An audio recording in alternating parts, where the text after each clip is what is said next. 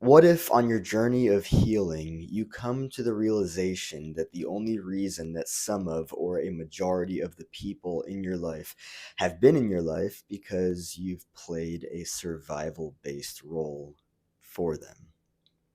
This is a wild realization to come to, especially for those that are looking to exit that role that they've been playing and realize that they don't want to partake in that in other people's lives anymore. Right? Maybe you learned to be the caretaker for people, right? Maybe you learned over responsibility as a result of, I don't know, parentification, for instance, right?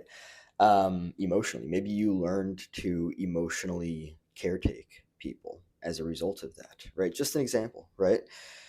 And you didn't previously know that. Maybe your relationships have been a complete shit show because of that, right? Maybe you never realized that people were actually just utilizing you in that way for that way.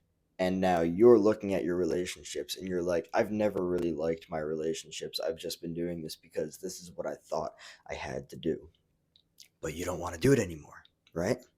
And also, not only that, but also as you heal and as you do the work and as you become more consciously aware of yourself, you're starting to realize, oh, I'm not in survival anymore. Well, let's dive into survival and what survival is, right? Because not every child has to experience survival growing up in childhood. Survival is a childhood dynamic where basically it's not healthy, it's dysfunctional, it's boundaryless, and you don't really get to be yourself. You don't get to develop yourself in a healthy way, usually because the system is just not healthy. You were in a system of enmeshment. You didn't get to have a healthy childhood, right? Oftentimes, the parents' needs came first. Narcissism, right? Which is not the case in a healthy childhood or in the way that a childhood is supposed to unfold. The child's needs come first, right? Um, the child is not supposed to caretake the emotions of the parent. It's the other way around. The parent is supposed to contain the emotions of the child, right? But in a survival based childhood, that is not what happens. And when a child learns from a very early age that they cannot just be loved for who they are, yeah, they're going to develop a fuck ton of defenses, sometimes even maladaptive, that lead them to take on very specific roles. And this can lead to emotionally caretaking, which then not only is something that they do in childhood, but because they learned to do that, right, for their relationships, they learn that that's just the way that relationships are, so they carry that into adulthood. So yeah, they're going to end up repeating that pattern later on in life, in probably a majority, if not all, of their adult relationships, right? So it's fascinating because when you're on your journey of healing and you're considering, like you're looking at your relationships and you're like, wow, this is prevalent across like all of my relationships. I don't want to do this anymore, right?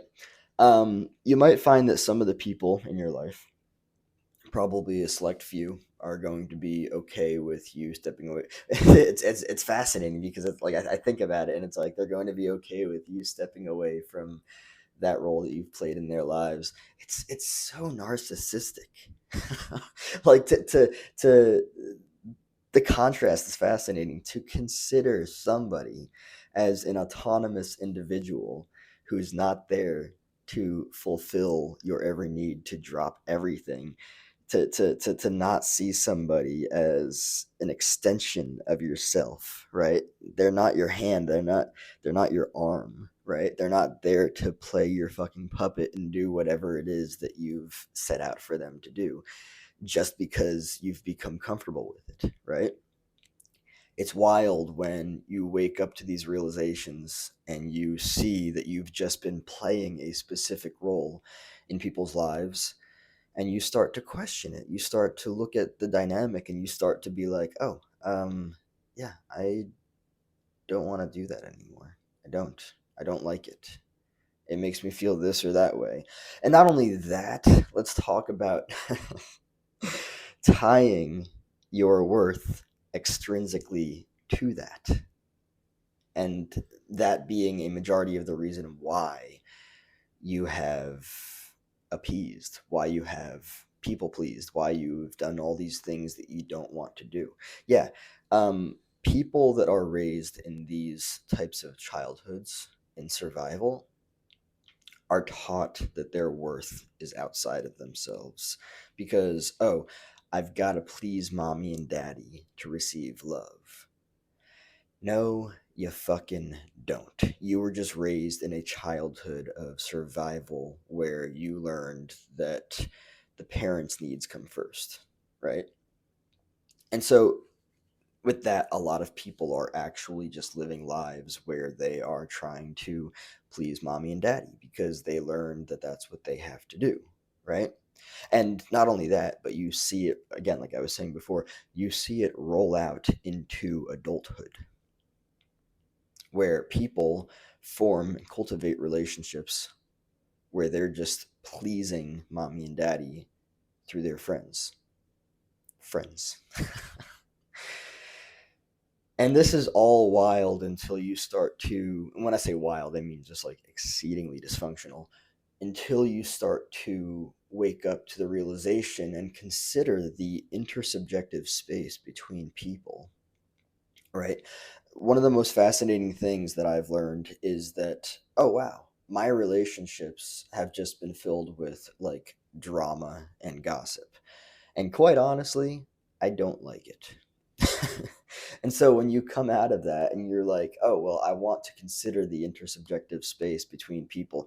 What is it that takes place here in this space? Do I have to listen to, somebody talk about how they're trying to keep up with the Kardashians and I genuinely don't care? Not because I don't care about them, but it's like, listen, like, I don't need all of this nasty chaos ricocheting back and forth off of these walls of this intersubjective space, right? I'd prefer to learn more about you. Oh, you're emotionally unavailable. Which is exactly why you're so deeply invested in drama and gossip and keeping up with the Kardashians. It's all going full circle now, right? So that's the thing too. Like you might find that you want to dive deeper into an emotionally intimate relationship with somebody, right? But then you discover that they are emotionally unavailable, which is exactly why the relationship consists of so much drama and gossip because their focus is not on themselves. Their focus is on keeping up with the Kardashians and all these other things that really don't matter, right? Yeah, it can be very easy for us to kind of like divert our focus away from ourselves. Um, I believe that's the right word to use, divert. Anyway, take the focus away from ourselves because it's too fucking painful to look at ourselves, right? And don't get me wrong, I will validate the hell out of the difficulties and challenges that come with looking at yourself, right? But the reality of the matter is that if you don't look at yourself, you're never really going to know yourself. You're never going to know what, I mean, I can 100% vouch for this. There are things that I did not know about myself until I looked at myself, right? Um, and it really helped me understand why I've done what I've done, why I've continued to do what I've continued to do, and why I've needed to break patterns and everything, right?